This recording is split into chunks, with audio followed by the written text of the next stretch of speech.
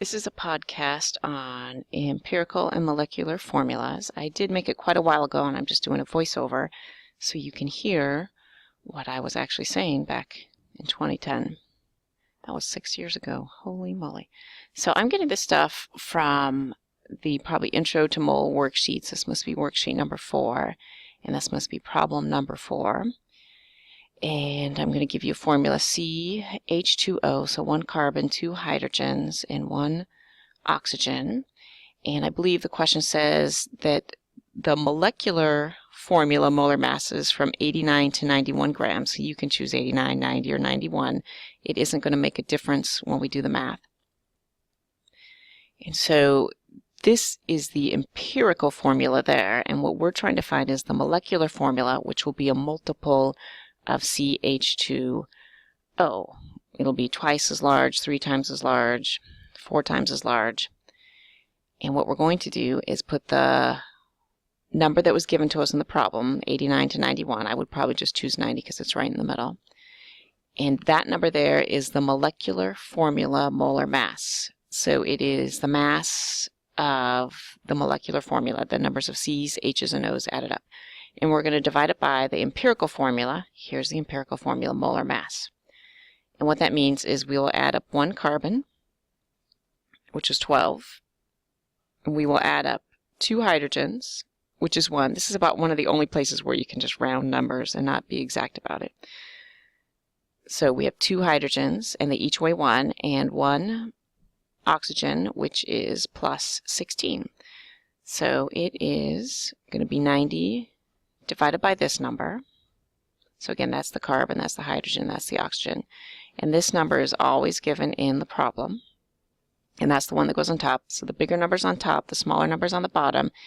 And the answer you should get should be a whole number. If you didn't get a whole number, then you must have added up incorrectly somewhere. So the formula on the top is 3 times as large as the formula on the bottom.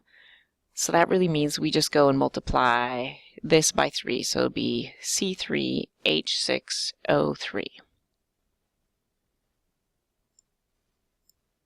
So C3H6O3. We went and multiplied that by 3 because that molecular formula mass is 3 times as large. So it should have 3 times as many atoms as the empirical formula. So now we're going to look at problem number 5. This one's CH2, and it has 84 grams. And again, I assume this is the molecular formula mass, and we're going to put that on top. And then on the bottom, we'll put the empirical formula molar mass. There's the empirical formula. We'll just add up 1 C and 2 H's and put that on the bottom. That 84 goes on the top. So that's 12 plus 2 times 1, which is 14. So 14 divided into 84 equals a magical number. What is this magical number? It's going to show up in red. It's 6. So the molecular formula is 6 times as large as the empirical formula, so C6H12. And again, this number needs to come out as a whole number, or something was added up incorrectly somewhere along the line. So 12, you can check your answer. In this stuff, you can almost always check your work. 12 times 6 plus 12 times 1 is 84. Woohoo!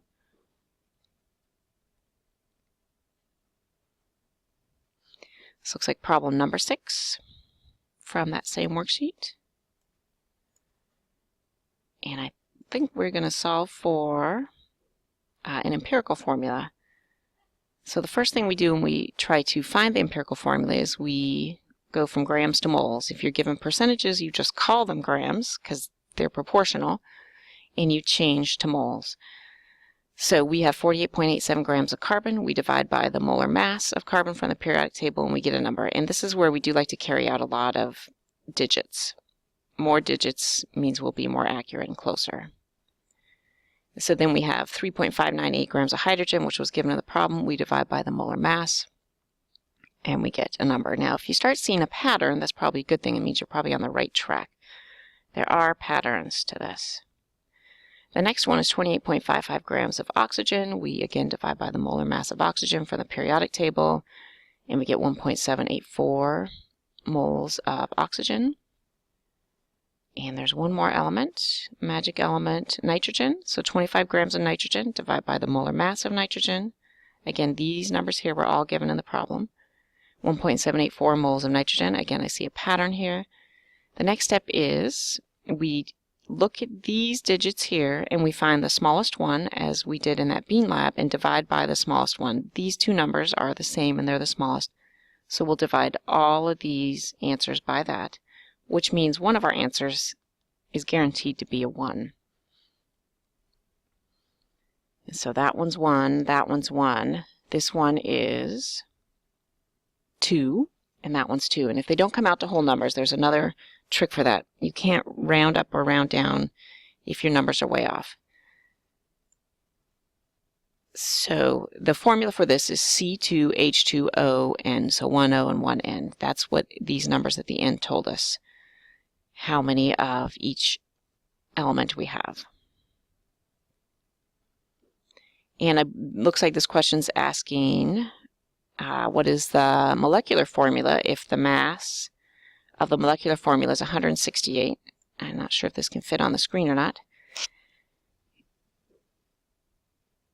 So we add up the empirical formula, 2 C's, 2 H's, 1 O, and 1 N, and put it on the bottom, which is 56, divided in 168 is 3 times as large. So the molecular formula is really C6, H6, O3, N3. Again, this number, 168, was given in the problem. It's the molar mass of the molecular formula, and it ends up being 3 times as large as the empirical formula, or the most simplified formula.